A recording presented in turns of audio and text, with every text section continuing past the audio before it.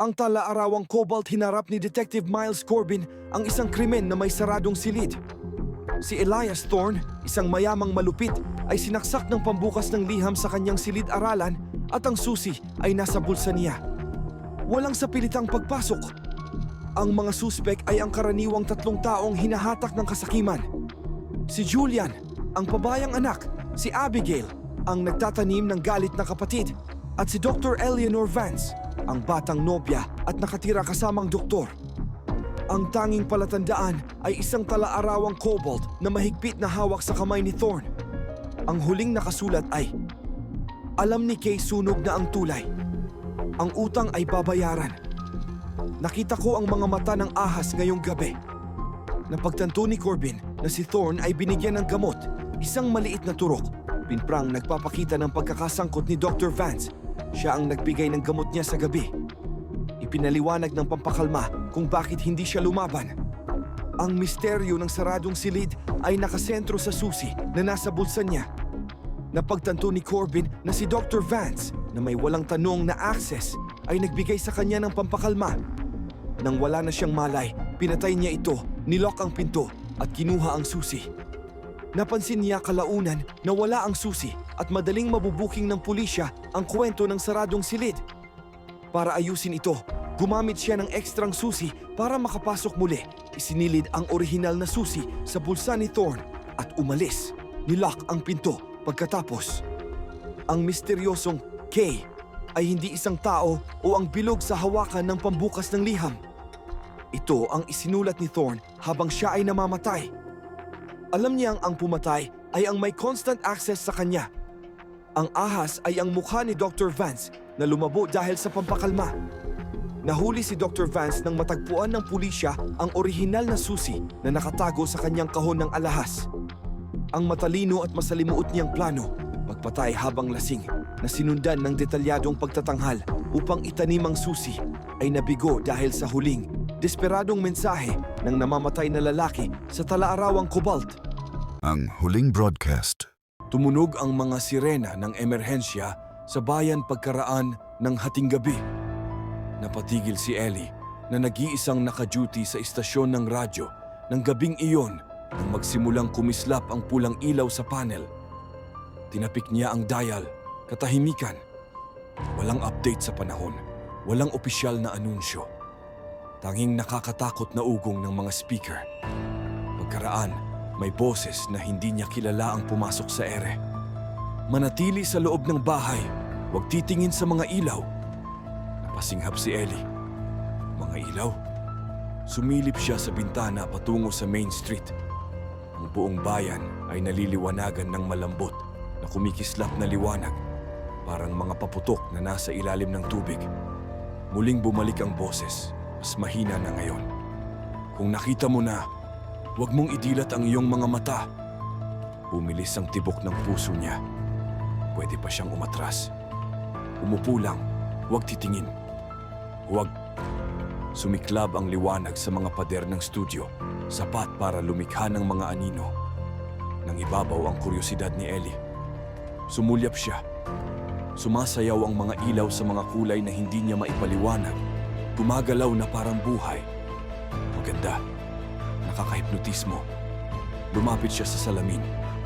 Biglang umalingaw-ngaw ang static mula sa mga speaker. May bulong na sumingit sa ingay. Nakikita ka namin. Napasandal si Ellie. Lalong lumakas ang liwanag sa labas. Umaabot patungo sa istasyon na parang sabik na mga daliri. Muling nagsalita ang boses sa radyo. Ngayon ay gamit na ang boses ni Ellie mismo. Patuloy na tumingin. Ang huling ilaw, ang generator, ay namatay 3 oras na ang nakakaraan. Nakaupo si Liam, nakabaluktot sa ilalim ng 3 kumot na makakati, habang ang katahimikan ng liblib na kubo ay dumidiin sa kanya na parang pisikal na bigat. Hindi lang kawalan ng tunog, kundi isang malalim, hindi natural na katahimikan na tila mali, na parabang ang kagubatan mismo ay nagpipigil ng hininga. Umakyat siya rito para sa kapayapaan, ngunit ngayon ang kapayapaan ay tila isang bitag. Matagal nang patay ang kanyang telepono.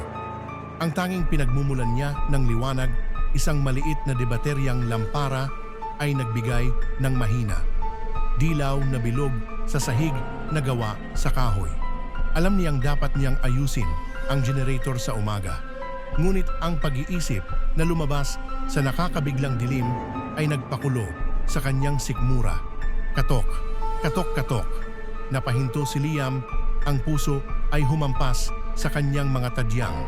Ang tunog ay nagmula sa bintana, isang tunog na masyadong sadyang ginawa para maging sangalang ng puno. Ito ay mahina, parang mga kuko sa salamin. Hinawakan niya ang flashlight sa tabi niya, pinagpapawisan ang noo. Sino yan? Bulong niya, ang boses ay nanginginig at manipis. Katok, katok, katok, katok, katok. Mas mabilis na ngayon, mas apurahan, at mas malapit. Dahan-dahan niyang itinaas ang lampara at itinutok ang sinag sa bintana. Ang salamin ay malabo dahil sa dumi at singaw. Ngunit ang sinag ay nagliwanag sa isang maliit na bahagi kung saan may nagkikiskis at nagtanggal ng singaw. Sa maliit na bahaging iyon na nalinis, isang nag-iisang itim, basang mata ang nakatingin pabalik sa kanya. Hindi ito mata ng hayop. Ito ay malaki, hindi kumukurap at lubos na mukhang tao sa kasamaan nito. Nabulunan si Liam sa sigaw at nabitawan ang lampara. Ang ilaw ay kumislap, pagkatapos ay namatay. Ibinaba ang kubo sa ganap, nakakasakal na kadiliman. Sa sumunod na katahimikan, tumigil ang pagkikis. Isang bagong tunog ang nagsimula, mas malambot, mas basa, at nasa labas mismo ng kanyang manipis na pintuan na gawa sa kahoy. Isang bulong kasing lamig at tuyo ng mga patay na dahon ang dumulas sa siwang sa ilalim ng pinto. Hindi mo sana pinatay ang ilaw. Ang orasan na tumatakbo. Ang maliit na silid na walang bintana ay tahimik maliban sa mapilit at ritmikong tiktak ng isang grandfather clock na nakatago sa sulok. Nakatayo si Elias ng perpektong hindi gumagalaw sa gitna ng malambot na alpombra. Ang kanyang puso ay parang tambol sa kanyang dibdib. Hindi niya alam kung paano siya napunta rito. Dalawang bagay lang ang alam niya. Siya ay nag-iisa. Isang hindi pamilyar na boses ang naghatid ng mensahe sa pamamagitan ng nakatagong intercom ng silid 10 minuto na ang nakalipas. Mayroon kang 10 minuto para hanapin ang susi. Pagkatapos nyon, sasarado ang mga air vent. Nagmamadaling naghanap si Elias sa mga halatang lugar, sa ilalim ng mabigat na mahogany desk, sa likod ng makakapal na kurtinang velvet na tumatakip sa dingding na puro sementong matigas lang ang tinago, at sa loob ng nakakandadong antigong kabinet. Wala. Tik-tak. Ang tunog ngayon ay nakabibingin na binibilang ang kanyang huling mga hininga. Gulat na gulat siyang sumulyap muli sa paligid ng silid. Ang desk, ang cabinet, ang mga kurtina, at ang orasan. Ang orasan. Ito ay isang dambuhalang yari sa maitim na kahoy at kumikinang na tanso halos 7 talampakan ang taas. Mukhang napakabigat, napakatibay para magtago ng anuman. Ngunit nang tiningnan niya itong mas malapitan, may napansin siyang kakaiba. Ang indayog ng pendulum ay bahagyang hindi pantay. Ang pagindayog nito pakanan ay mas maikli kaysa sa kaliwa. Tik-tak. Tapos na ang 10 minuto niya, isang mahina, metalikong ungol ang umalingaw-ngaw mula sa kisame. Tumingala siya sa tamang oras para makita ang isang manipis na metal na panel na dumulas at sumara ng maayos sa nag-iisang maliit na air vent. Selyado na ang silid. Ang matinding takot ay bumalot sa kanya, malamig at lubusan. Sumugod siya sa orasan, isiniksik ang kanyang kamay sa makipot na puwang sa ilalim ng arko ng pendulum, nagkakapanang walang makita para hanapin ang trangka o switch. Sumayad ang kanyang mga daliri sa isang bagay, isang maliit at malamig na piraso ng pinakintab na metal. Agad niya itong hinablot. Ito ay isang perpektong makinis, pilak na susi. Luminga siya, desperadong naghahanap ng kandado. Masyadong malayo ang kabinet. Ang mga drawer ng desk ay nakakandado lahat mula sa loob. Pagkatapos, nakita niya ito. Bahagya lang nakikita sa dingding sa tabi ng mabigat, may steel plate na pinto na hindi niya napansin kanina. May isang maliit, nakabaong butas ng susi, nakabalat kayo bilang pandekorasyon na brass stud. Nagmamadali siyang gumapang patungo rito. Ang hangin ay nagsisimula ng maging mabigat, lipas at makapal na sa amoy ng lumang kahoy at nalalapit na kapahamakan. Nanginginig ng husto ang kanyang kamay, kaya muntik na niyang mabitawan ang susi. Ipinasok niya ito sa kandado. Umikot ito na may mahina, malinis na click. Ang boses, kalmado at walang emosyon, ay bumalik sa intercom. Binabati kita, Elias. Naipasa mo ang pagsubok. Ngayon, pag-usapan natin ang iyong bagong kontrata sa trabaho. Ang mabigat na pinto ay bumukas na may kasamang mahinang tunog. Inihayag ang isang napakaliwanag, malinis na pasilyo. Sumandal si Elias sa hamba, humihinga ng malalim at malinis. Ang pilak na susi ay hawak pa rin sa kanyang nanginginig na palad. Nakatakas siya. Ngunit nang lumabas siya, hindi niya maalis ang pakiramdam na hindi lang siya nakatakas sa isang patibong, kundi lumakad lang siya sa isang mas malaking patibong. Ang huling bus, ang ulan, ay humahampas sa hintuan ng bus, isang walang tigil at umaalingaw-ngaw na tunog ng tambol. Muling tiningnan ni Elara ang kanyang telepono. 11:40, 7 de la noche. Ang huling bus na 23 lokal ay lampas na ng 45 minuto sa oras. Siya lang ang nag-iisa na naghihintay. Ang mga ilaw kalye ay kumikislap, naghahagis ng mahahaba, baluktot na mga anino na sumasayaw kasabay ng mga sangang hinahampas ng hangin. Isang mahina, patuloy na tunog na parang mga graba na kumakalansing sa isang lata ang nagmula sa eskinita sa tapat ng kalye. Kaskas. Kaskas. Tigil. Hinila ni Elara ang kanyang scarf. Sinusubukang magmukhang maliit at hindi kapansin-pansin. Narinig niya ang tungkol sa mga kamakailang pagkawala. 3 sa huling 2 linggo. Lahat ay mula sa mga hintuan ng bus. Sa gabi sa rutang ito, walang nakitang bakas ang pulisya. Tanging ang patuloy na bulong tungkol sa isang itim na van na walang bintana na nakitang nakaparada sa malapit. Kaskas. Kaskas. Mas mabilis na ngayon. Mahigpit niyang hinawakan ang pepper spray keychain sa kanyang bulsa. Ang plastik na balot ay madulas dahil sa pawis. Pagkatapos, isang kislap ng liwanag ang nakakuha ng kanyang mata. Hindi ito ang mga headlight ng bus, kundi isang bagay na mas maliit.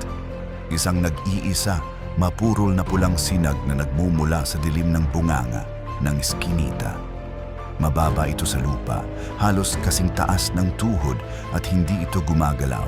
Pumigil ng hininga si Elara, pilit na tinutukoy ang hugis na nakakabit sa liwanag. Hindi ito refleksyon, nakatuon ito ay nanonood. Bigla, tumigil ang tunog ng pagkaskas. Ang katahimikan na sumunod ay mas mabigat kaysa sa bagyo. Dahan-dahang itinaas ni Elara ang kanyang telepono, hindi para tumawag, kundi para gamitin ang mahinang liwanag ng screen upang makita ng mas malinaw. Habang ang liwanag ay nagtapon ng isang maliit na bilog sa semento na wala ang pulang sinag, ang kanyang puso ay humampas ng malakas. Nag-iisa siya, ngunit pagkatapos, mula sa likuran niya, isang mabagal at mabigat na tunog ng kaladkad ang kumaskas sa basang semento. Masyado itong malapit. Mabilis siyang lumingon, ang buong katawan niya ay handang tumakbo. Isang figura ang nakatayo sa labas lamang ng pasukan ng hintuan, nakabalangkas laban sa sirang liwanag ng kalye. Matangkad ito, napakatangkad at hindi natural na nakatayo ng tahimik. Sa isang kamay, may hawak itong maliit at itim na bagay. At sa kabilang kamay na nakakaladkad sa lupa, ay isang mahaba, makapal na kawil na metal. Itinaas ng figura ang kabilang kamay at muling nakita ni Elara ang mapurol na pulang sinag. Ito ay ang standby light ng isang video recorder. ang figura ay sadyang humakbang palapit. Naghihintay sa huling bus? Isang boses ang bumulong, mahina at walang anumang emosyon. Sabi nila, hindi na raw yan dumarating. Ang huling tala, ang atik ay puno sa alikabok at mga bagay na nakalimutan. Binuling velvet, malutong na papel at ang nakakabagabag na katahimikan ng isang lugar na hindi nagalaw sa loob ng mga dekada. Naglilinis si Sarah sa bahay ng kanyang yumaong lola nang makita niya ito. Isang maliit na mahogany na mesa para sa pagsulat na nakatago sa pinakamadilim na sulok. Sa loob ng nag-iisang drawer ng mesa, nakasuksok sa ilalim ng ilang tuyot na fountain pens, ay isang nakatiklop na piraso ng pergamino. Hindi ito naninilaw sa katagalan. Nakakakilabot itong puti. Binuksan niya ang papel. Nakasulat sa elegante at pamilyar na sulat kamay ng kanyang lola ay isang pangungusap. Natapos ko na ang pagpipinta ng babaeng nakasuot ng asul na damit. Napakunot ang noo ni Sarah. Mahigit 40 taon nang hindi nagpipinta si Lola Marta. At tiyak na wala siyang pag-aari na pintura ng isang babaeng nakasuot ng asul na damit. Walang petsa ang tala. Isang panginginig ang gumapang sa likod ni Sarah. Bigla niyang naramdaman ang matinding katahimikan ng lumang bahay. Ang hangin ay tila makapal, malamig at mali. Tinitiklop niyang muli ang tala at tumayo. Nagpasya na ibalik ang mesa sa lugar nito. Habang itinutulak niya ito patungo sa dingding, may napansin ang kanyang mga mata na hindi niya napansin kanina. Isang mahina, iginuhit sa kamay na sketch sa wallpaper na nababalutan ng alikabok, perpektong nakatago ng mesa. Ito ay isang sketch ng isang babae. Isang babae na nakasuot ng asul na damit. Ang kanyang mga mata ay simpleng itim na tuldok, ngunit mayroon itong ekspresyon ng matindi, tahimik na kalungkutan. Isang mahinang tunog ng pagkaskas ang narinig mula sa ibaba, tulad ng isang mabigat na bagay na hinihila sa sahig na kahoy. Nanigas si Sarah, humahampas ang puso. Nag-iisa siya sa bahay, tumingin siya pabalik sa tala sa kanyang kamay. Pagkatapos ay sa sketch sa dingding. Isang detalye sa sketch ang biglang bumulaga sa kanya. Ang mga kamay ng babae ay hindi iginuhit. Sa halip, ang papel ay tila punit sa bahagi ng pulso. Tumigil ang tunog ng pagkaskas sa ibaba, napalitan ng hindi maikakaila, ritmikong tap-tap-tap ng mga hubad na daliri sa isang ibabaw na kahoy, dahan-dahang umaakyat sa hagdan ng atik. Umatras si Sarah, humihingal. Tumingin siyang muli sa tala, lumulutang sa kanyang paningin ang mga salita ng kanyang lola. Natapos ko na ang pagpipinta. Dahil sa matinding pag-uusisa, binaligtad niya ang papel. Sa likod, nakasulat sa parehong matatag na sulat kamay ay ang natitirang bahagi ng pangungusap. At ngayon, kailangan ko ng mga bagong kamay para sa susunod. Tumigil ang pagkatok sa mismong labas ng pinto ng atik. Ang latch ay nagsimulang dahan-dahan at masakit, umikot. Ang susi ng hating gabi, ang ulan ay isang malamig at walang tigil na pagtambol laban sa bintana ng atik. Hawak ni Elara ang gasgas na tansong susi, ang ulo nito ay hugis parang umikot na ahas, isang regalong natagpuan niya sa loob ng 100 taong gulang na cedar chest ng yumaong lola niya.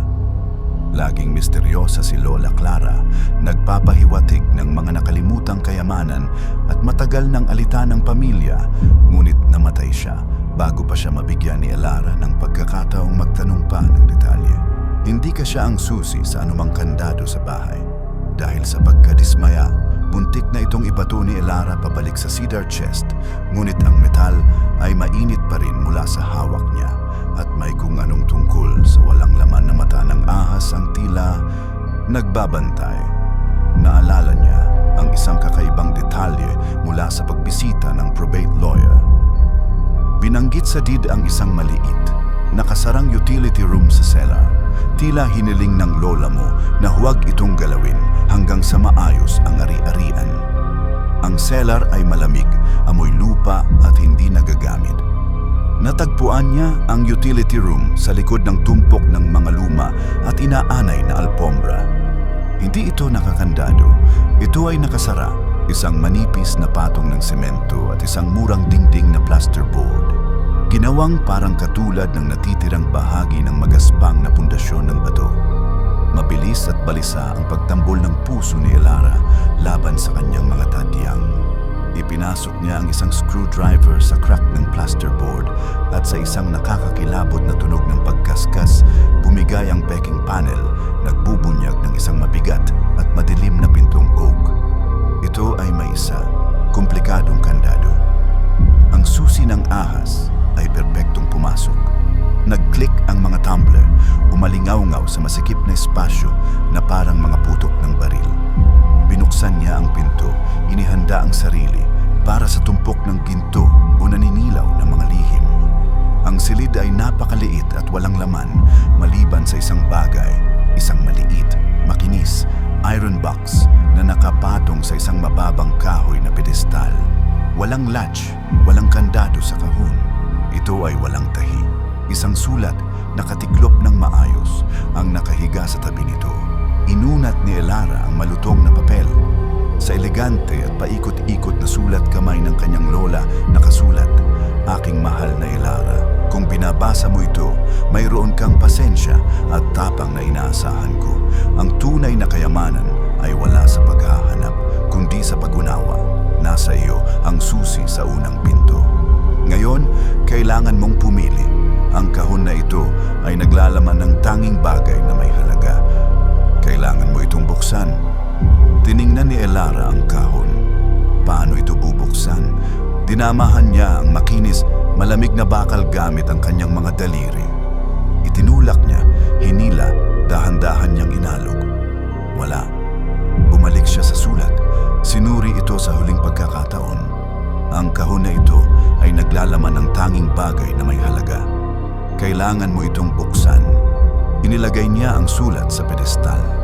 Nahulog ang tingin niya sa susi na hawak pa rin niya, ang susi ng ahas.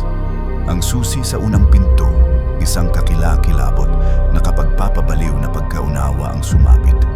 Inikot niya ang mabigat, tansong susi ng ahas sa kanyang kamay, pinag-aaralan ang makapal na metal shaft. Ginamit niya ang matibay, serrated na gilid ng tansong susi bilang lever, siniksik ito sa manipis na puwang sa pagitan ng katawan ng kahon.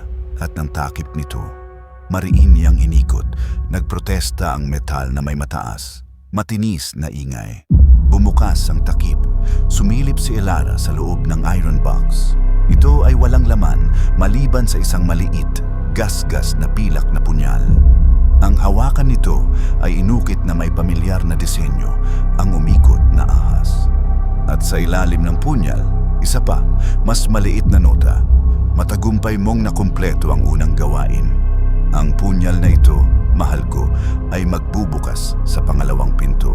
Hating gabi na, parating na siya para sa susi at kailangan mong magmadali. Isang biglaan, rhythmic na pagtambol, mas malakas pa kaysa sa ulan, ang nagsimula sa kisame direkta sa itaas ng cellar. Ito ang tunog ng mabibigat na yabag na may hinihila sa sahig ng attic. Nakatitig ng malaki ang mata ni Elara sa punyal, naintindihan na ang yabag ay nagmumula sa lugar kung saan huli niyang nakita ang susi. The silent witness.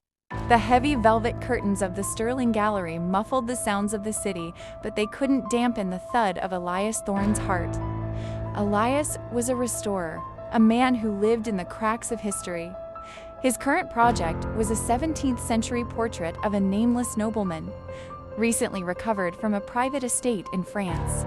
The art world called it the silent witness because of the subject's hauntingly realistic eyes that seemed to track movement with an unsettling liquid intelligence. At 2 a.m., under the clinical glow of his workbench, Elias noticed a hairline fracture in the varnish near the nobleman's collar. He reached for his solvent, intending to clean the layer. As the chemicals peeled back centuries of grime, a flash of metallic blue appeared. It wasn't oil paint, it was modern. Elias's hand drifted. He stripped a larger section, his breath hitching as he revealed not a lace collar, but a micro-etched QR code and a series of digital coordinates. The painting wasn't just art, it was a dead drop. The motion sensor light in the hallway flickered on. Elias froze. He didn't hear footsteps. The gallery floors were thick marble, but he felt the shift in air pressure. Someone had opened the heavy mahogany doors at the front entrance. He looked back at the painting. The nobleman's eyes seemed wider now, mocking his slow realization. This silent witness had been moved across borders, through customs, and into the most secure vault in the city, carrying data that someone was finally coming to collect. A silhouette appeared against the frosted glass of the studio door. It wasn't the night guard. This figure was too tall, moving with a predatory grace that suggested a silenced weapon rather than a flashlight. Elias looked around his workbench. The scalpel, sharp but useless against a gun. The turpentine, flammable but risky. The painting, his only leverage. He grabbed the palette knife and positioned it over the nobleman's face. "I know you're there," Elias called out, his voice cracking. "If you open that door, I'll drag this blade across the canvas. Whatever coordinates are under here will be lost forever." The silhouette stopped.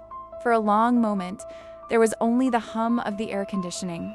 Then a voice, smooth as silk and cold as ice, drifted through the door.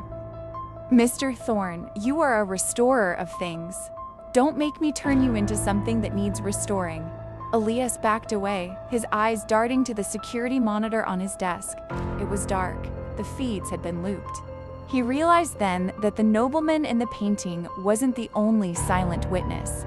The gallery was filled with statues and portraits, all staring at him, witnesses to a crime that hadn't happened yet. He looked down at the coordinates again. They weren't for a bank vault or a hidden bunker. They were the GPS coordinates for the very room he was standing in. A faint click echoed. The door didn't open. Instead, the floor beneath the painting's heavy easel began to groan. The silent witness wasn't just carrying a message, it was the key. As the floor groaned, the easel slid sideways with mechanical precision, revealing a narrow, illuminated shaft descending into the gallery's foundations. Elias stood on the precipice, the palette knife trembling in his hand. The frosted glass door finally hissed open. The tall figure stepped into the room, the dim light catching the matte finish of a suppressed handgun. The stranger didn't look at Elias. His eyes were fixed on the glowing aperture in the floor. "Move away from the key, Elias," the man said, his voice maintaining that terrifying silken chill. "You've done the hard part. Don't make yourself a permanent part of the collection." Elias looked at the QR code on the ruined masterpiece, then at the predator before him. He realized the coordinates weren't just a location, they were a trigger. With a surge of desperate adrenaline, Elias didn't drop the knife. Instead, he jammed the metal blade into the micro-etched section of the canvas, dragging it downward with a violent tear. The reaction was instantaneous. A high-pitched electronic whine filled the room. The monitor on his desk flickered to life, not with looped footage, but with a countdown in searing red text. "The data is tethered to the integrity of the canvas," Elias breathed, his voice cracking. "You take another step and I shred the rest of the coordinates. You'll have the hole in the floor, but you'll never know what's at the bottom of it." Double quotes. That the stranger froze. His predatory grace replaced by a rigid, calculated stillness. For the first time, the silent witness saw the power shift. In the heart of the gallery, surrounded by centuries of unmoving eyes, the restorer and the assassin remained locked in a stalemate, waiting to see who would blink first as the red numbers bled toward zero. Ang pag-akyat ni Kaito, ang himpapawid ng Neo Kyoto na nababalutan ng neon, ay umuugong sa tensyon. Si Kaito, isang anino sa high-tech na itim na baluti, ay mahigpit na humawak sa mekanismo ng kaniyang grapple na nakakabit sa pulso. Sa ibaba, umiiyak ang mga sirena ng mga security drone ng Kurogumi Ang kanilang mga searchlight ay humihiwa sa siksik at walang katapusang usok ng lungsod. Ang kaniyang target, ang penthouse ni Konsehal Arashi, isang kuta sa tuktok ng makintab na toring obsidian na kilala bilang Dragon's Fang. Hawak ni Arashi ang chip, ang naka-encrypt na susi upang patayin ang mapang-aping surveillance grid ng lungsod. Isang tira. Naghininga si Kaito, ang tunog ay naputol ng rebreather ng kaniyang helmet. Pinaril niya. Sumirit ang grapple hook, bumagsak sa dalisay na mukha ng toring ceramic na 20 palapag sa itaas. Ang line ay humigpit, nagbanta na mapuputol sa tindi ng puwersa. Inilunsad ni Kaito ang kaniyang sarili pataas, umaasa sa kaniyang friction grip boots upang i-absorb ang G-force. Kalahati na siya sa taas nang matanaw siya ng isang drone. Ang automatikong boses nito ay sumigaw. Nanghihimasok, simula ng protokol ng eliminasyon. Isang putok ng apoy ng plasma ang dumaan sa kaniyang ulo, nilusaw ang isang bahagi ng kable. Napangiti si Kaito, hinugot ang kambal na vibroblades mula sa kaniyang holsters sa likod. Nakarating siya sa ledge ng ventilation deck, sumipa sa dingding nang papalapit na ang drone. Sa gitna ng hangin, pinagkrus niya ang mga blades sa isang proteksyong X. Sinasalo ang pagbangga ng drone. Ang impact ay nagdulot ng mga kislap at ginamit ni Kaito ang momentum. Itinutok ang isang blade sa optical sensor ng drone, pinulag ito. Sa huling sumasabog na lakas, ibinato niya ang nagkikislap na sira-sirang bagay pabalik sa mga kasamahan nito. Tahimik siyang lumapag sa rehas na bakal. Ang penthouse ay 2 palapag na lang sa itaas. Wala nang oras para magtago. Tumakbo si Kaito sa deck. Binasag ang pinalakas na salamin ng emergency exit sa isang payak, nakabaluti na pagbangga ng balikat. Sa loob, ang koridor ay malinis na puti, biglang binaha ng mga laser tripwires. Hindi siya nagpabagal. Sa pagtap ng isang function sa kaniyang gauntlet, isang maikling putok na EMP ang sumiklab, pansamantalang pinatay ang sistema ng seguridad. Si Konsehal Arashi, isang matabang lalaki na nakasuot ng silk kimono, ay naghihintay sa tabi ng isang holographic desk, mukhang mas naiinis kaysa nagulat. Sa wakas, nagpakita rin ang maliit na daga. Ngisi ni Arashi, inabot ang isang panic button. Hindi nagbigay ng dramatikong talumpati si Kaito. Siya ay gumalaw lamang. Isang mabilis, tahimik na blur ng itim na baluti. Ang vibroblade ay kumislap ng isang beses, pinutol ang kamay na may hawak ng naka-encrypt na chip, hindi kay Arashi, kundi ang augmented, matalim na kamay ng cyborg bodyguard na nakatayo sa likod niya. Sumugod ang bodyguard. Umilag si Kaito sa malaking bisig, umikot ng mababa sa sahig. Ang kaniyang pangalawang blade ay nag-iwan ng isang malinis, malalim na linya sa hydraulic leg joint ng cyborg. Bumagsak sa lupa ang gwardya, kumikislap at walang silbi. Kinuha ni Kaito ang nahuhulog na chip. Tiningnan niya si Arashi na ang mukha ay biglang namutla sa takot. Tapos na ang laro, konsehal! Bulong ni Kaito. At pagkatapos ay tumalon sa ibabaw ng desk, sinipa ang bintana ng penthouse na nakatanaw sa malawak at nagmamasid na lungsod. Bumaba siya sa usok, inaktibo ang isang personalized na wingsuit. Umuugong pa rin ang mga sirena, ngunit para kay Kaito, ang lungsod sa ibaba ay biglang tahimik. Ang susi ay ligtas. Ang grid ay babagsak bago magbukang liwayway. Binta ng 0 segundo, ang hangin sa maintenance tunnel ay makapal sa amoy ng ozone at sunog ng mga kable. Si Sergeant Kellen Ricks ay dumikit sa malamig at maruming dingding. Ang tibok ng puso niya ay parang panik na ritmo laban sa kanyang mga tadyang. Sa harapan, ang pasilyo ay naliligo sa matindi. Kumikislap na ilaw ng mga automatikong panlinis ng kalaban. 2 parang gagamba na drone na armado ng plasma disruptors. Status gear? Bulong niya sa kanyang comms unit. Humigpit ang hawak niya sa naka-deactivate na kinetic pistol. Isang desperado, digitized na bulong ang sumagot. 30 segundo bago ang main power bypass. Nakalak ako sa security grid hanggang doon. Ang mga gagambang yan ay paulit-ulit ang galaw, Kellen. Mayroon kang bintanang 0 segundo sa pagitan ng kanilang pagdaan. Sumingkit ang mata ni Kellen. Mabilis, malaki, at sabay-sabay ang galaw ng mga drone na nagiiwan ng isang napakaliit na puwang ng dilim habang dumadaan sila. Naiintindihan, bulong niya. 30 segundo, kailangan niyang makarating sa junction box sa dulo ng pasilyo para mailink ang device ni Gear. Ang unang drone na tinawag na Alpha ay humagibis sa tabi ng pinagtataguan niya, umiinit ang disruptor cannon nito. Pagkatapos ng 3 segundo, sumunod si Beta. Nakakakilabot ang pag-click ng 8 mekanikal na binti nito sa sahig na bakal. Pinilang ni Kalen ang katahimikan. 1, 2. Ang boses ni Gear na ngayoy hirap na unggol ay bumalik. 10 segundo, Kalen. Nakakakuha sila ng thermal signatures. Kailangan mong kumilos ngayon. Huminga siya ng malalim, pilit na itinutulak ang nakakapagparalisang takot. Si Alpha ay pabalik na, isang itim na blur na bumibilis. Si Beta ay kalahating segundo lamang ang agwat. Ang bintana ay bumubukas. Ngayon, sumabog si Kylen mula sa anino.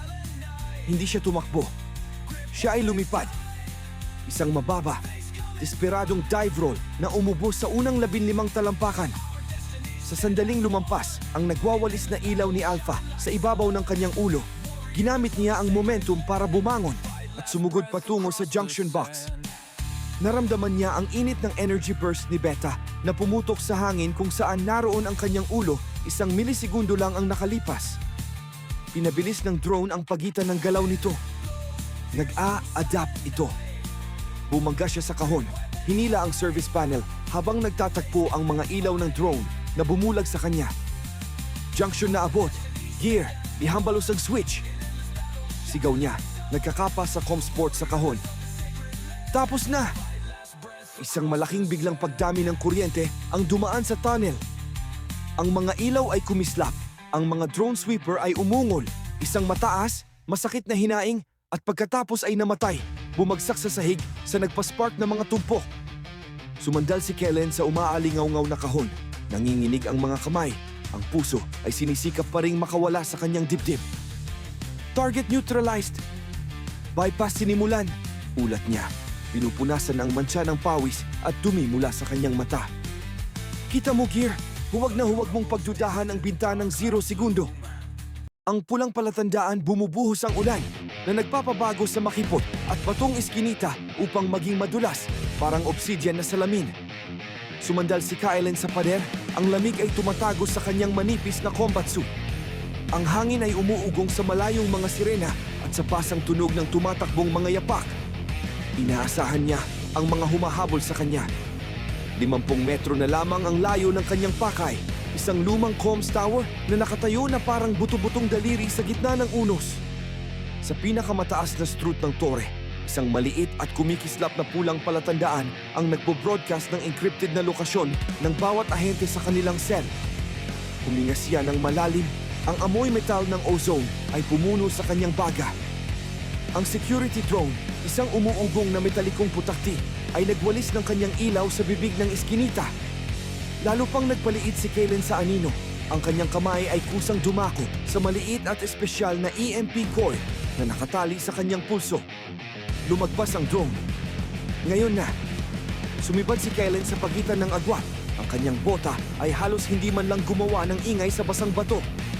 Narating niya ang paanan ng tore at sinimulan ang kanyang pag-akyat. Nagmamadaling umakyat sa hagdanan ng maintenance na madulas sa ulan at kalawang. Sa kalagitnaan ng pag-akyat, ang kalabog ng isang mabigat na pinto sa ibaba ay nagpahayag ng kanyang ayaw na kasama. Nasa tore siya! Huwag ninyo siyang hayaang makarating sa beacon! Sigaw ng isang boses sa gitna ng buhos ng ulan. Hindi lumingon si Kellen. Naririnig niya ang mga ito na nagsisimula na ring umakyat. Ang mabibigat na gamit nila ay kumakaskas sa metal na rungs. Pinuwersa niya ang kanyang pagod na mga kalamnan na bumilis pa. Ang hangin ay sumusubok na alisin ang kanyang kapit. Nang marating ang platform, nakita niya ang beacon, isang murang, kumukurap na kahon na nakakabit sa pangunahing strut. Sa mismong pagtaas niya ng kanyang EMP coil, isang anino ang sumugod. Isang malaki, may guwantes na kamay ang dumakma sa kanyang pulso. Tapos na ang laro, Ghost! Ungol ng kalalaki. Ang mukha ay nakakubli ng tactical helmet. Pumilipit si Kellen, ginamit ang kanyang momentum at ang laki ng katawan ng lalaki laban sa madulas at lantad na platform. Ibinaba niya ang kanyang bigat, hinila ang kanyang pulso habang bumababa. Pinilit ang lalaki na mawalan ng balanse sa mapanganib na metal. Sa isang sigaw na nilamon ng bagyo, Tumalsik pa atras ang lalaki, bumulusok sa itim na kawalan sa ibaba. Hindi na hinintay ni Kaylen ang tunog ng pagbagsak. Kumilos ang kanyang kamay. Ang EMP coil ay dumikit sa pulang beacon. Inaktiba niya ito.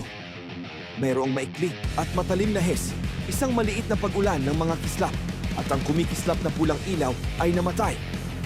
Ang iskinita sa ibaba ay agad na tumahimik. Ang iyak ng sirena at ang mabibigat na yapak ay naglaho, napalitan lamang ng ugong ng hangin at ulan.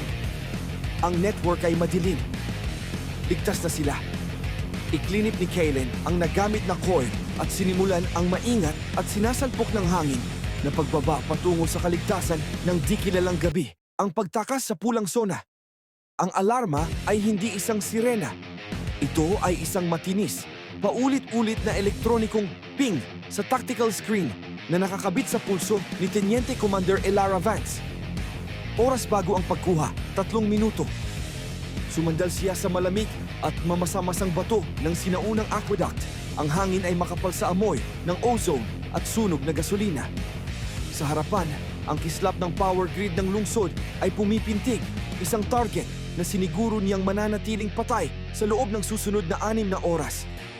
Ang kanyang misyon, ang patayin ang pangunahing tore na kumukontrol para sa sandatang kinetic, ay tapos na. Ngayon dumating na ang pinakamahirap na bahagi, ang makalabas ng buhay sa pulang suna. Ang mabibigat at demotor na mga yabag ng isang sector patrol drone ay umalingaw-ngaw mula sa pangunahing daanan, papalapit ng papalapit. Bumulong kay Raven, mayroon akong kasama. Bulong ni Elara sa kanyang throat mic. Ang kanyang hininga ay humahagod sa hangin ng gabi. Kopya ni Raven, basag na tugon ng kanyang piloto, si Jax. Kumapit ka lang, Commander. Inaasahang pagdating, 2 minuto at 30. Mahigpit niyang hinawakan ang kanyang customized energy rifle, ang Fury. Ang balikat nito ay mainit sa kanyang pisngi. Lumiko ang drone, isang malaki, 4 na pa ang unit na punong-puno ng mga sensor at baril ng kanyon. Ang nag-iisang optical lens nito ay nagniningas ng galit na galit, searchlight na pula. Hindi na naghintay si Elara na mag-lock ang target. Sumambulat siya mula sa pinagtataguan, tumakbo ng direkta patungo sa dambuhalang makina. Ang kanyon ng drone ay umikot ng may nakakagulat na bilis. Nagbuga ng isang barrage ng sunog na nagpatalsik ng mga tipak ng bato mula sa dingding ng aqueduct kung saan siya nagkubli. Ipinukol ni Elara ang sarili sa isang combat roll. Kinuha ang isang plasma grenade mula sa kanyang hip pouch. Hinugot niya ang peanut nang hindi tumitingin. Inihagis ang karga ng mataas. Umikot ito sa ibabaw ng chassis ng drone at sakto na dumikit sa nakalantad na cooling fins sa likod. Isang nakakasilaw na kislap ang sumabog. Natumba ang drone, ang mabigat na frame nito ay huminto ng may tunog ng pagkaladkad. Makapal na itim na usok ang bumubuhos mula sa mga vent nito. Ang pula nitong mata ay kumislap at namatay. Hindi bumagal si Elara. Tinalon niya ang umuusok na balangkas at patuloy na tumakbo sa makipot. Puno ng guhong batong kalye patungo sa itinalagang extraction point. Isang helipad sa bubong, 3 block ang layo. Oras bago ang pagkuha, 1 minuto at 45. Isang biglaang bugso ng laser fire ang nagtahi sa lupa malapit sa kanyang mga paa. Mga target na tao. Tumingala siya. 2 sector security enforcers ang nakapwesto sa isang fire escape ladder, 40 talampakan sa itaas. Hindi ko sila maaalis, Jax. Magkita tayo, Commander. Nakaaktibo na ang mga evasive maneuvers. Ang natatanging ingay ng VTOL ni Jax, ang Mantis, ay naging nakakabingi. Mabilis itong nagdaan ng mababa sa ibabaw ng mga bubong, isang madilim na anino laban sa mga ilaw ng lungsod. Nakita ni Elara ang kanyang pagkakataon, isang scaffolding na ginagamit para sa pagpapanatili ng gusali na bahagyang umuugoy sa hampas ng mga rotor ng Mantis. Tumalon siya sa isang nakatiwangwang na tangke ng tubig para sa elevasyon. Pagkatapos ay inihagis ang sarili sa scaffolding. Sumayad ang kanyang mga daliri sa metal at kumapit siya. Umakyat ng mabilis, hindi pinansin ang mga sigaw ng mga enforcer. Elara! Talon! Ang boses ni Jax ay isang tilatahol sa comms. Ang Mantis ay umikot. Ang nakabukas nitong rampa ay isang nagniningas na imbitasyon. Huminga ng huling hininga si Elara Sinipa ang hindi matatag na scaffolding sa sandaling nagpaputok muli ang mga enforcer. Lumipad siya sa hangin, tumama ng malakas sa rampa. Ang malamig na metal ay tumama sa kanyang tiyan. Malakas na mga kamay. Ang pangalawang tao ni Jax, si KL, ang humawak sa kanyang kuwelyo at hinila siya paloob. Maligayang pagbabalik sa lupain ng mga buhay, Commander, sabi ni Jax, habang binabawi ang VTOL sa isang matalim, nakakahilong paglipad pataas. Nagpahinga si Elara, humihinga ng malalim, pinapanood ang pagliit ng lungsod sa ibaba nila. Binigyan niya si Jax ng isang pagod na thumbs up. Oras bago ang pagkuha. 00 minuto. The verdant cure. Elias didn't mind the smell of the shop, a thick, cloying mix of damp earth and rotting jasmine. The surgeons had called his condition inoperable, a word that sounded like a closing door. "The tea is fine for maintenance," Mother Vane whispered, her fingers like gnarled roots pressing a heavy ceramic jar into his palms. "But for a total restoration, you must use the poultice. Apply it to the site of the decay. Do not wash it off. Let it feed." "Feed on what?" Elias asked, coughing. "The imbalance," she replied with a thin yellow smile. That night, Elias smeared the gray-green paste over his chest. It felt cold at first, then intensely hot. By midnight, the pain that had defined his life for months vanished, replaced by a strange, rhythmic thrumming against his ribs. He woke at dawn feeling lighter than air. He went to the bathroom to wash, but as he reached for the faucet, he stopped. Under the skin of his torso, something was moving. Thick, emerald veins had mapped themselves across his ribs, pulsing with a life that wasn't his own. He tried to scrape the dried paste away, but it wasn't a crust anymore. It was a seal. When he pulled at a stray green fiber, a sharp electric jolt of agony shot to his brain. He screamed, but the sound was muffled. A soft, leafy sprout had already begun to unfurl from the back of his throat. Panicked, he looked in the mirror. Small, white flowers were blooming in the corners of his eyes. He realized then that Mother Vane hadn't lied. The imbalance was his humanity, and the cure was simply replacing it with something more efficient. The sun felt different now. To the old Elias, it had been a source of warmth or an annoyance to his eyes. To the thing standing in the bathroom, it was sustenance. The transformation didn't stop at the throat. By the second day, Elias no longer felt the urge to breathe. His lungs, once riddled with the inoperable decay, had been repurposed into a spongy, moss-like bellows that filtered carbon from the stagnant air of his apartment. The apartment began to change with him. As Elias moved, his footsteps left damp, spore-rich prints on the hardwood. He tried to reach for the phone to call for help, but his fingers had grown long and wooden, the tips hardening into delicate, sensitive tendrils. When he touched the screen, the glass didn't register his heat. He was room temperature, a steady, photosynthetic engine. He didn't feel fear anymore. Fear was a chemical byproduct of a mammalian brain, and his brain was rapidly being interlaced with a fine, silver mycelium. Instead, he felt a profound, quiet hunger. The sight, the white flowers in his eyes had matured. He no longer saw colors. He saw gradients of vitality. The wooden chair was dead gray. The mold in the corner was a shimmering violet. The sound. He could hear the water moving through the pipes in the walls, a rhythmic pulsing that mimicked the heartbeat he had lost. The purpose. The imbalance was almost gone. The weakness of flesh, the fragility of a heart that could fail, or cells that could turn cancerous, was being overwritten by the relentless logic of the grove. On the third night, Elias didn't walk. He drifted, his movements fluid and heavy. He returned to the shop, the smell of rotting jasmine now smelling like a sweet, welcoming perfume. Mother Vane was waiting. She wasn't behind the counter this time. She was sitting in the center of the room, her legs rooted deep into a hole in the floorboards. Her skin was the color of ancient oak, and her hair was a cascading waterfall of weeping willow branches. "The surgeons. They use steel to cut the rot away." She vibrated, her voice a rustle of leaves. But steel cannot create. Only life can consume life. Elias tried to speak, but the sprout in his throat had blossomed into a lush, velvet calla lily. Instead of words, he released a cloud of fine golden pollen. Mother Vane reached out a branch-like arm, touching the emerald veins on his chest. You are a fine specimen, Elias. The decay you brought me was a rich fertilizer. You are no longer a man dying of a disease. You are the foundation of a new forest. Elias felt the floorboards give way beneath his feet. He didn't fall. His toes, now long and fibrous, pierced the wood and found the cool, damp soil beneath the shop.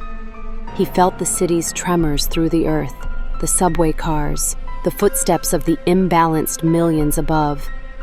He closed his eyes, and for the first time in his life, the pain was gone. In its place was a vast, silent network. He could feel others like him, scattered across the city in dark basements and hidden gardens, their roots stretching out to find his. The cure was complete. Elias wasn't just healed, he was expanded. The Cypher Heist. The neon signs of Sector 4 flickered against the relentless rain, casting oily rainbows on the asphalt. Elias Thorne didn't mind the rain. It washed away the scent of gunpowder. He stood on the edge of a rusted fire escape, watching the heavy armored transport weave through the subterranean traffic of the lower city. It carried the Cypher, a biometric drive containing the keys to the city's water filtration system. In the wrong hands, it was a weapon of mass extinction. 3 minutes out, Elias, a voice crackled in his earpiece. It was Sarah, his eyes in the sky. The convoy has 2 outriders, magnetic pulse rifles. If they see you, you're toast. They won't see me, Elias muttered. He stepped off the ledge. The wind screamed past his ears as he fell 40 feet, his mag tethers snapping tight just inches above the transport's roof. He landed with a muffled thud that was lost in the roar of the city's industrial fans. Elias pulled a thermal cutter from his belt. The blue flame hissed against the reinforced steel. 30 seconds. The first layer of plating gave way. 60 seconds. The internal alarms began to wail. 90 seconds. The roof panels slammed inward. Elias dropped into the hold. 2 guards turned, their rifles swinging upward, but Elias was faster. He swept the legs of the first guard and used the man's momentum to launch himself at the second. A sharp elbow to the jaw, a disarming twist of the wrist, and both men were down before they could pull a trigger. He grabbed the Cypher, a small, glowing cylinder, and turned to the extraction hatch. "I'm clear, Sarah. Get the bird ready." Silence. "Sarah?" The transport suddenly lurched. The heavy brakes screeched, throwing Elias against the bulkhead.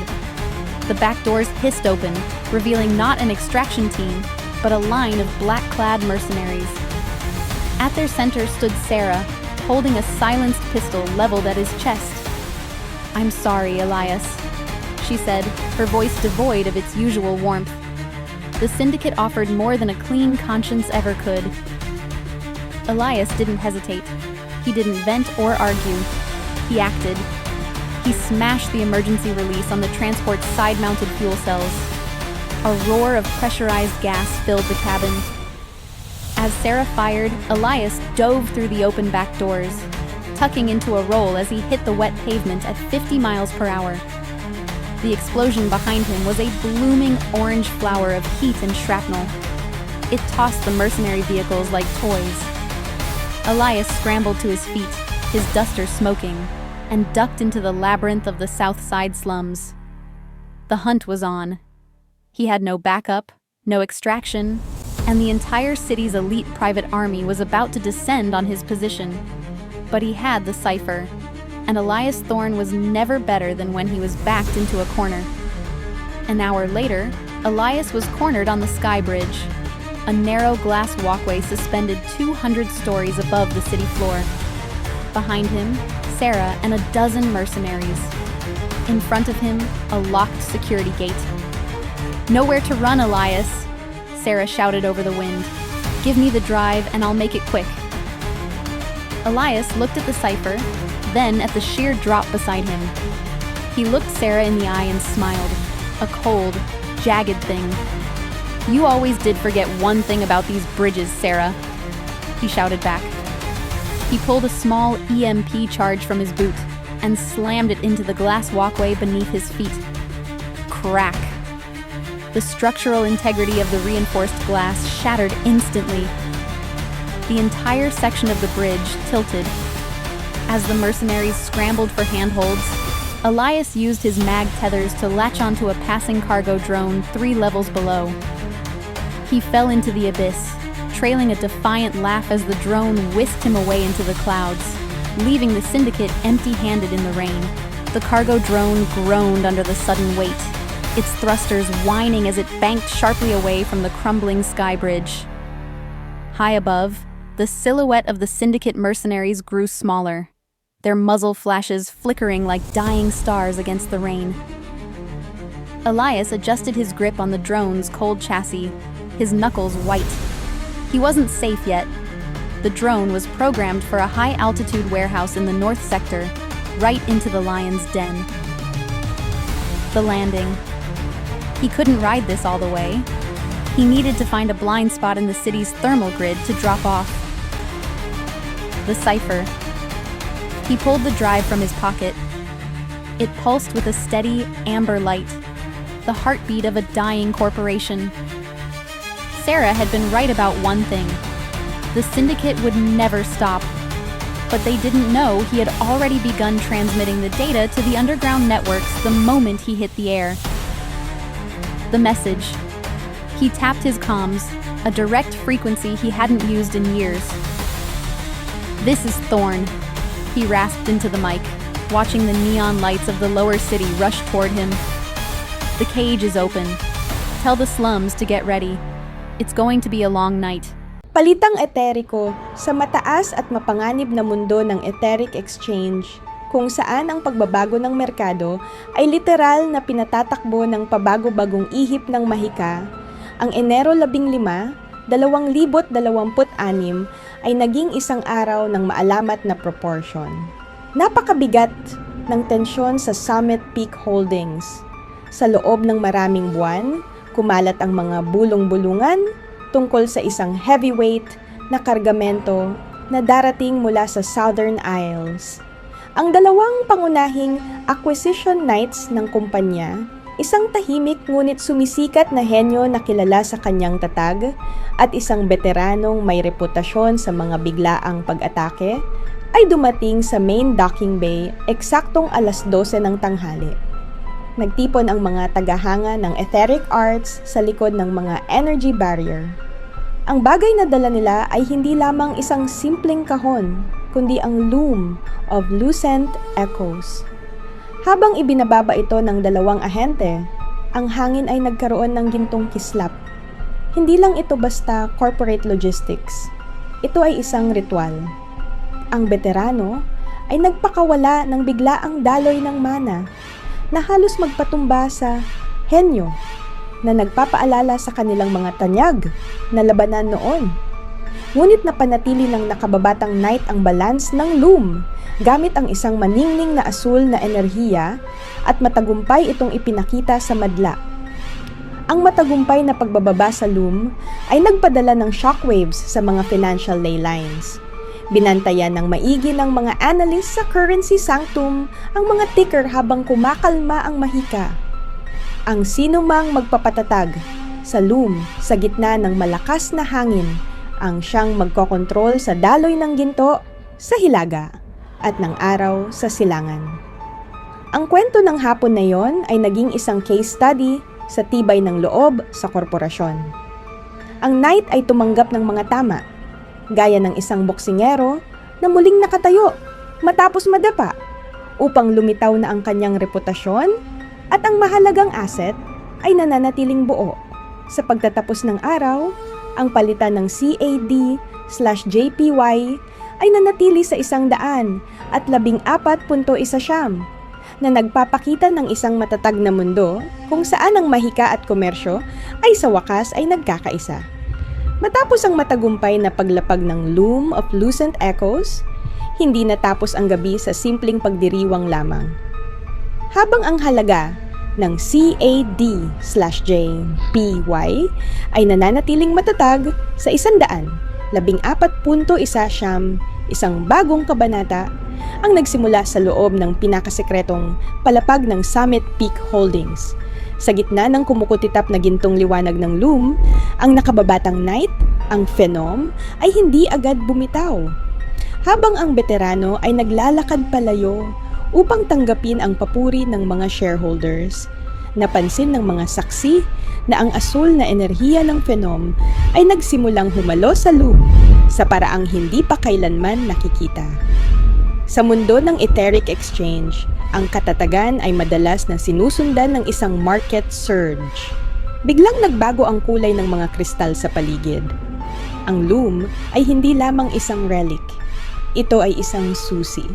Sa loob ng boardroom, kung saan ang mga lamesa ay yari sa itim na obsidian, isang mahalagang desisyon ang kailangang gawin. Ang pagdating ng Loom ay nagbigay sa kumpanya ng kapangyarihang manipulahin ang mga trade winds ng silangan. Ang hamon.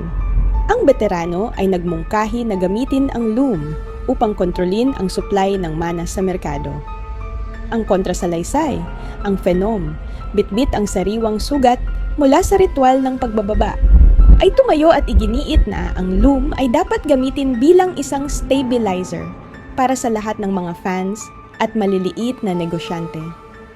Ang tensyon sa pagitan ng dalawa ay hindi na lamang tungkol sa lakas ng magic.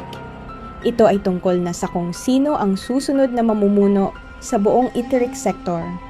Sa huli, isang hindi inaasahang alyansa ang nabuo. Napagtanto ng veterano na ang bilis at liksi ng Phenom ay ang kailangan upang mapanatili ang proteksyon ng Loom. Sa harap ng mga nagmamasid na fans, nagkamay ang dalawa. Ang Loom ay naglabas ng isang huling bugso ng liwanag na nagpatunay sa kanilang bagong corporate pact. Ang tunay na heavyweight ay hindi ang may pinakamalakas na suntok, kundi ang may pinakamatibay na paninindigan sa gitna ng unos ng merkado. Sa pagtatapos ng araw ng Enero 15, hindi lang ang pera ang naging matatag. Ang korporasyon ay nakahanap ng bagong balanse, at ang 114.19 ay naging simbolo ng isang bagong panahon ng kapayapaan sa pagitan ng tradisyon at inobasyon. Nakayalong kodigo, hindi lang basta umiihip ang hangin, ito ay humahampas. Sa mga unang oras ng Enero 2026, ang Storm Goretti ay lumala at naging tinatawag ng mga meteorologist na weather bomb. Sa buong United Kingdom, nakataas ang mga red warning habang ang hanging may bilis na 100 milya bawat oras ay nanalasa sa timog kanluran at isang makapal at nakakasakal na kumot ng niebe ang nagbaon sa Highlands. Sa loob ng isang liblib na mansyon sa Scottish Highlands, kung saan ang temperatura ay bumagsak sa nakakanginig na -11.8 degrees Celsius, isang lalaki ang nakaupo sa silid na amoy lumang papel at ozone. Hindi siya nakatingin sa niyebeng nagtatambak sa labas ng bintana. Nakatitig siya sa isang digital ticker, a UD/JPY 105.75. Nasa rurok na ito, bulong niya. Naputol ang kanyang paghinga. Itinaya niya ang lahat sa paglakas ng Australian dollar laban sa yen sa eksaktong margin na ito, sa eksaktong petsang ito. Para sa mundo, ito ay isang palitan lamang ng pera. Para sa kanya, ito ay bayad sa ransom. Ang lalaki, na kilala lamang sa tawag na ang kurador, ay tumalikod mula sa screen upang harapin ang panauhing nakaupo sa anino ng isang malaking upuan. Ang mukha ng panauhin ay natatakpan ng isang high-tech medical veil, isang maskarang gawa sa synthetic skin na ginagamit sa mga mamahaling operasyon. Nalipat na ang pondo, sabi ng kurador na nanginginig ang boses. Ngayon, ipakita mo sa akin ang mukhang hindi umiiral. Inabot ng panauhin ang kanyang mukha gamit ang mga kamay na may guwantes. Sa labas, isang transformer sa malapit ang sumabog dahil sa bigat ng yelo na nagdulot ng biglaang pagkaputol ng kuryente. Ang tanging liwanag na natira ay ang namamatay na baga sa pugon. Ang bagyo ay naging isang pader na humiwalay sa kanila sa mundo. Walang pulis na makakarating sa taas na yon sa gitna ng bagsik ng Goretti. Walang rescue na darating. Inalis ang maskara. Napasinghap ang kurador at nabitawan ang kanyang baso. Sa madilim na liwanag ng apoy, ang mukhang tumambad ay hindi basta mukha. Ito ay isang perpekto at napakamakatotohanang kopya ng kanyang sariling mukha. Ngunit ito ay mas bata, walang bakas ng peklat mula sa mga taon ng kasakiman at sa sikretong itinago niya mula pa noong simula ng dekada. Sino ka? Nauutal na tanong ng kurador. Ako ang 105.75, sagot ng kanyang kamukha. Ang boses ay isang perpekto at nakakatakot na alingaw-ngaw. Ako ang halaga ng buhay na ipinalit sa isang kasinungalingan. Akala mo ay bumibili ka ng bagong pagkakakilanlan para takasan ang iyong pagbagsak. Ang totoo, binibili mo ang sarili mong kapalit. Bandang 10:45 ng umaga, habang iniuulat ng Met Office ang 27 sentimetro na kapal ng niebe sa Sutherland, saglit na bumalik ang kuryente. Ang AUD/JPY ay bahagyang bumaba sa 105.31, isang maliit na pagbabago sa mata ng pandaigdigang merkado. Nang makarating ang mga greeting team sa mansyon makalipas ang 3 araw, napatunayan nilang bukas ang lahat ng pinto at ang loob ay nababalot ng manipis na yelo. Isang lalaki lamang ang nasa loob, tahimik na nakaupo sa tabi ng malamig na pugon. Mukha siyang napakabata para sa kanyang edad at ang kanyang balat ay kasing kinis ng porselana. Nang tanungin ng mga opisyal ang kanyang pangalan, hindi siya sumagot. Itinuro lang niya ang bintana kung saan ang huling bakas ng Storm Goretti ay natutunaw na sa kulay abo na dagat ng Atlantic na nag-iiwan ng mundong pamilyar tingnan. Ngunit sa kaibuturan ay tuluyan ng nagbago. Ang AUD/JPY ay nanatili sa 100.500. Tapos na ang palitan. Ang mukha ay wala na. Nagkatinginan ang mga opisyal, ang katahimikan sa loob ng silid ay kasing bigat ng amoy ng ozone at basang lana. Isa sa kanila, ang veteranong si Miller, ay lumapit sa lalaking nasa tapat ng chimenea. Ang curator, o kung anuman ang nananahan sa kanyang balat, ay hindi man lang kumurap. Ang kanyang mga mata ay nanatiling nakatitig sa abot tanaw kung saan ang mabatong baybayin ng Sutherland ay muling lumilitaw mula sa puting hamog ng niebe. Ginoo, kailangan namin ng pangalan para sa ulat? Pagpilit ni Miller habang nanginginig ang kanyang hininga sa loob ng napakalamig na mansyon. Dahan-dahang lumingon ang lalaki. Ang kanyang pagkilos ay masyadong swabe at tumpak. Ang mga pangalan ay mga ari-arian, sabi niya. Ang kanyang boses ay may nakakakilabot na ugong. At ang partikular na ari-ariang ito ay na-liquidate na. Balanse na ang ledger. Habang nahihirapan ang mga autoridad na intindihin ang bakanteng mansyon, ang epekto ng Goretti trade ay naramdaman sa buong mundo. Ang paggalaw ng merkado, ang pag-stabilize ng AUD/JPY sa 105.00 ay hindi nagkataon lamang. Ito ay isang digital dead man's switch. Sa sandaling tumama ang pera sa markang iyon, ang mga naka-encrypt na file ay nailabas sa lahat ng malalaking outlet ng balitang pangpinansyal. Ang pagbubunyag, detalyadong inilahad ng mga file ang isang dekada ng identity arbitrage, isang proseso kung saan ang mga napakayayaman ay hindi lamang nagtatago ng pera, kundi inililipat din ang kanilang mismong buhay sa mga synthetic shells upang matakasan ang batas at ang natural na pagtanda. Ang kawalan. Sa mga sumunod na linggo, dos-dose ng mga sikat na CEO at politiko ang bigla na lang huminto. Natagpuan sila sa kanilang mga tahanan, katulad ng curator na nakatitig sa mga dingding o bintana. Ang kanilang balat na kasingkinis ng porselana ay isang nakapangingilabot na patunay ng isang transaksyong tuluyan ng nasingil. Ang mundo sa labas ng mansyon ay tunay ngang nagbago. Pinawi ng bagyo ang madilim na ulap, ngunit nilinis din nito ang laro.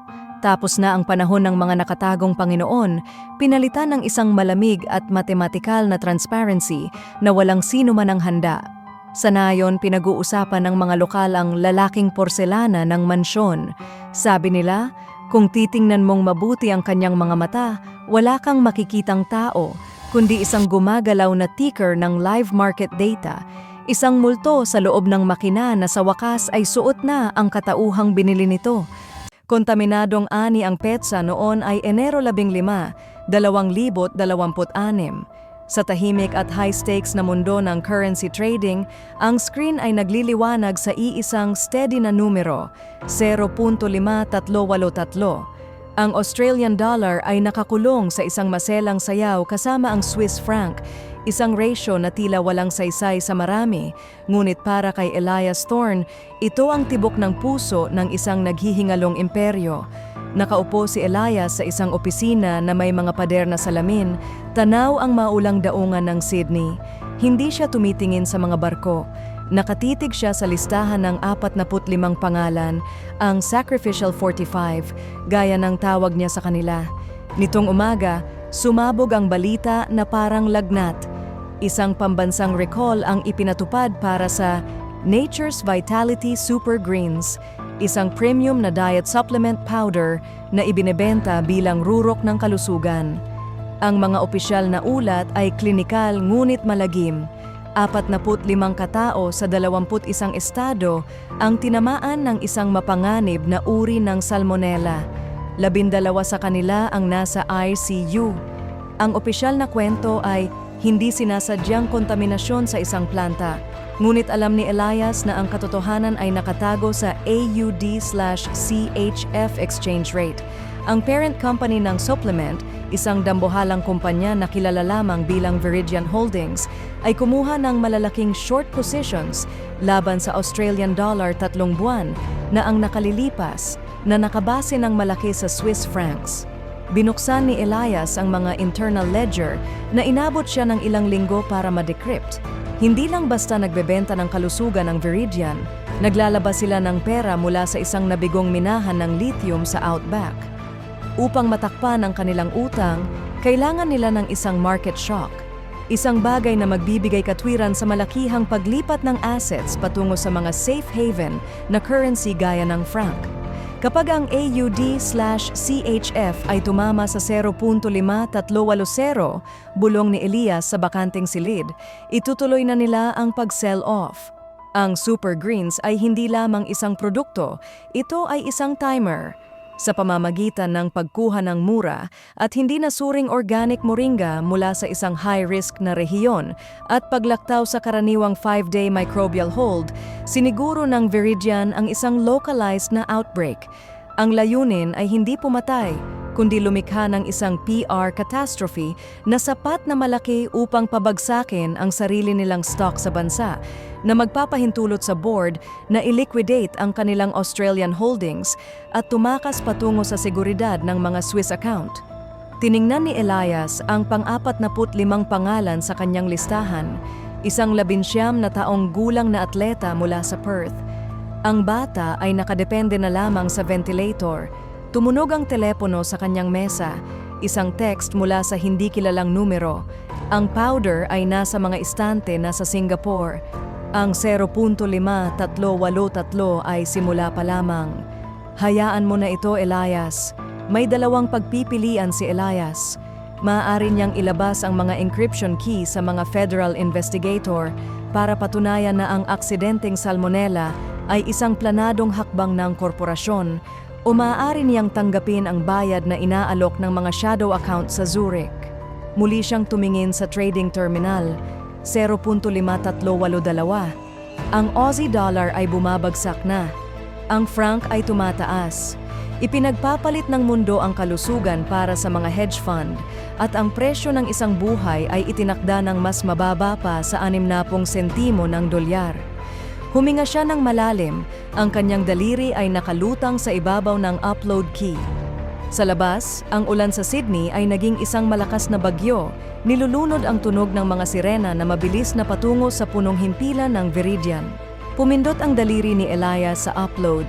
Sa isang iglap, libu-libong naka-encrypt na dokumento ang dumaloy sa server ng Federal Police at ng mga pangunahing news outlet sa Sydney. Hindi pa lumilipas ang 1 minuto nang mag-iba ang kulay ng kanyang trading terminal. Ang numerong 0.5382 ay biglang nag-freeze at pagkatapos ay mabilis na nag-flash ng pula. Ang balita tungkol sa sabwatan ng Viridian Holdings ay kumalat na parang wildfire. Dahil sa takot ng mga investors sa ebidensyang inilabas ni Elias, nagkaroon ng panic selling. Ang AUD/CHF ay hindi tumigil sa 0.5380. Bumagsak ito ng lampas pa sa inaasahan ng Viridian. Ang kanilang plano na tumakas gamit ang Swiss franc ay nag-backfire. Ang kanilang mga asset ay na-freeze ng mga autoridad bago pa man makarating ang mga ito sa Zurich. Habang naririnig ni Elias ang yabag ng mga sapatos sa labas ng kanyang opisina, isang huling mensahe ang lumitaw sa kanyang screen.